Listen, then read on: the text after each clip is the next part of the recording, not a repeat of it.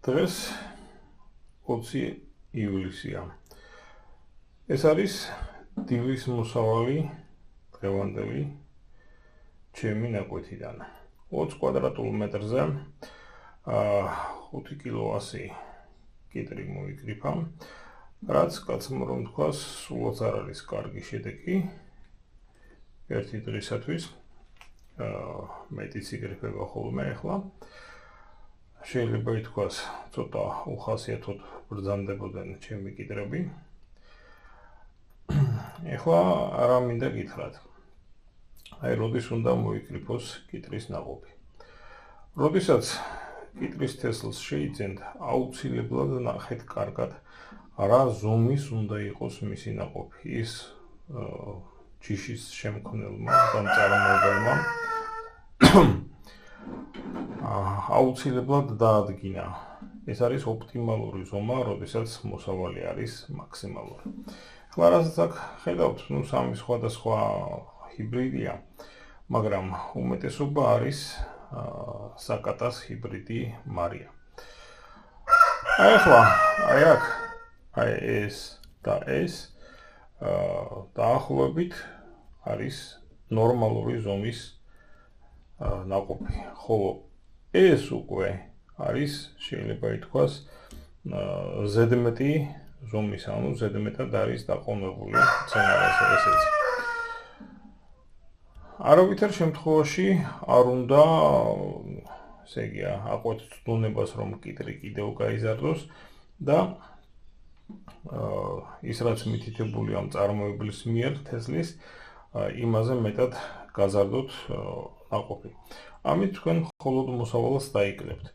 ამიტომ არც უფრო პატარა უნდა მოწყვიტოთ და არც უფრო დიდი. აი ახლა მაგალითად ეს რომ მოუწყვიტე, ეს არის მახინჯი, ხო, მცენარემ რატო დაკარგოს ენერგია ამის გაზრდაზე. ამიტომ ეს მოუწყვიტე მწნილში წავა, რა თქმა უნდა. ხოდა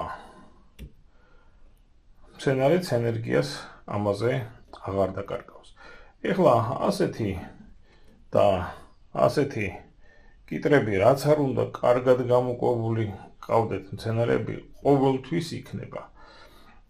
ძალიან მცირე ნაწილი შეიძლება გახმის კიდეც, მაგრამ საქმე იმაშია, რომ აი ასეთები ხომ არ არის წამყვანი, თუ ასეთი, ამას აქვს დიდი მნიშვნელობა.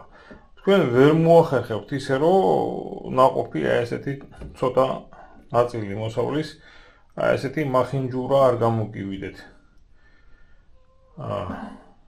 აი კიდე ერთი მახინჯი, სიამის ტყუპები, ესევე ეძახი, შეწებებულები არიან. პრინციპში ეს არანაირი გენეტიკური სიმახინჯი, ან რაღაც კვებითი დეფიციტის ბრალი არ არის, უბრალოდ ესე მიტყუპებულები იყვნენ ერთმანეთს და მერე აი ხედავთ როგორ შეეზარდნენ.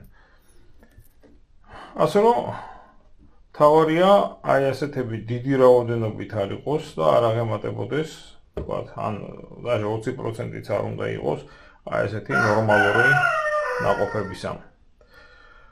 წინააღმდეგ შემთხვევაში მართლაც სერიოზულ საკვები დეფიციტთან გაქვთ საქმე და ეხლა ამის გამო